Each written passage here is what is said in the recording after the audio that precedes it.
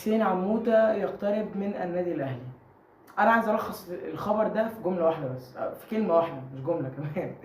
اخيرا اخيرا ما تفزلكناش، اخيرا ما تفزلكناش في اختيارات، اخيرا يعني شلنا بقى حته ان احنا نجيب مدرب ونجرب بيه. طب ما اهو السهل الممتنع اهو، السهل الممتنع. مدرب ليه سجل، مدرب ليه سجل مع منتخب، مدرب ليه معاه سجل مع فريق كبير زي الوداد، خد منك بطولة في 2017. اخيرا اخيرا بقى شلنا حكاية ان احنا نروح نجيب مدرب من تحت السلم، معلش يعني. اخيرا الخبر طبعا كان في كلام بيتردد ان حسين عموته هيجي يمسك الاهلي، وكان في طبعا برونو لاجي. بس انا قلت يا ريت يكون حسين عموته، خصوصا كمان ان انا عارف شخصيته. اتفرجت له في بطوله كاس العرب على كذا مؤتمر صحفي لما كان بيدرب الاردن. مدرب فعلا ليه شخصيه، في شبه كده حسام البدري. مدرب عنده خطط حلوه. انت شفت طبعا الاردن في بطوله كاس العرب، رائعه رائعه رائعه. عمل من الاردن منتخب، درب منتخب المغرب، كسب معاهم بطوله افريقيا للمحليين.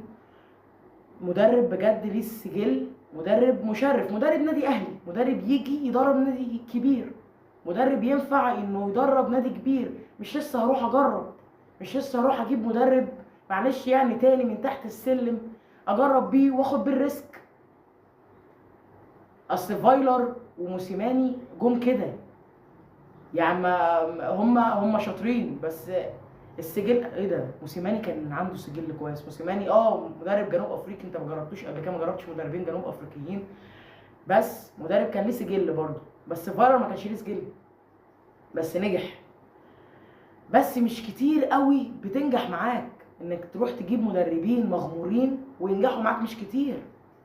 زي سواريش، زي تورب، زي ريبيرو، كتير قوي اسماء كتير لو قعدنا نعد. زي مارتن يول في 2016، كتير قوي لو قعدت انا وانت نعد المدربين اللي احنا خاطرنا بيهم.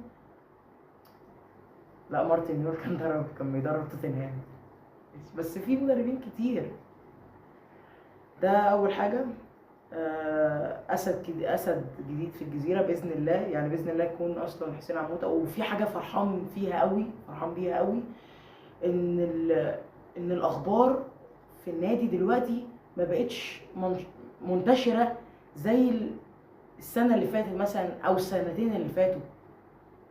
يعني اخيرا اخيرا اخيرا اخيرا بقى عندنا كتمان، حاجه من الكتمان. اخيرا ما بقيناش نقول كل الاخبار، واخيرا الناس ما بقى الاعلاميين ما بقوش يعرفوا، والصحفيين ما بقوش يعرفوا ان الاخبار دي ان مين هيدرب مين، بياخد كام، مين عامل مشكله جوه. وكمان خفضنا الرواتب، دي حاجه كويسه جدا.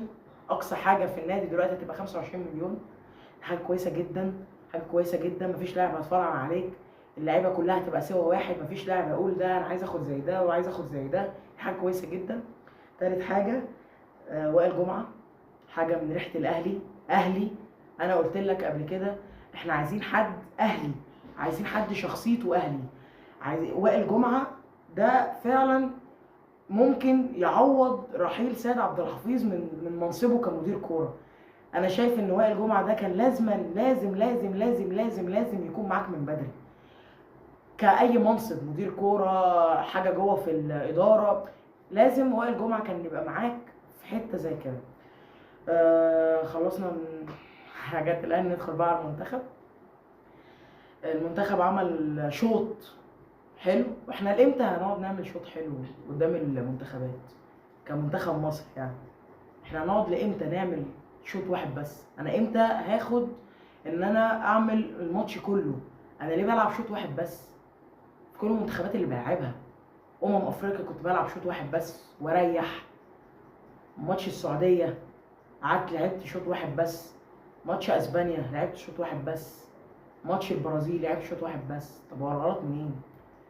الشوط التاني بنريح يعني، الشوط التاني ما بيبقاش فيه حماس، ما بيبقاش فيه، الله اعلم الموضوع واصل لايه. بس انا مش عايز اشوف في كاس العالم ان انا العب شوط واحد بس. يعني انا في ماتش بلجيكا الجاي ما اتعادلش الشوط الاول وابقى عامل ماتش دفاعي حلو وابقى بروح بكذا هجمه، والشوط الثاني الاقي تغييرتين يبوظوا لي الماتش بجد. عشان احنا تعبنا بجد من الحوارات دي. ليه انا بلعب شوط واحد بس؟ ما ده برضو لازما نسال السؤال ده كتير. لازما حسام حسن يكون عنده اجابه للسؤال ده، لازم. آه بس ده كل اللي عايز اقوله، ورب يوفقنا بس في كاس العالم. داخلين على سيزون جديد كاهلي. المنتخب ربنا يوفقنا باذن الله في كاس العالم، نعمل اداء مشرف. نروح لابعد مكان في البطوله باذن الله يعني. وربنا يوفق الاهلي السنه الجايه. وعايزين نعرف بقى، لسه في حوارات كتيره قوي، هنشارك كونفدراليه ولا هنشارك افريقيا، هنشارك سوبر في بطوله عاملها تركي الشيخ. نفسي يكون بجد البطوله دي تكون حقيقيه، هنتابع فيها ماتشات جميله جدا. بس كده، سلام.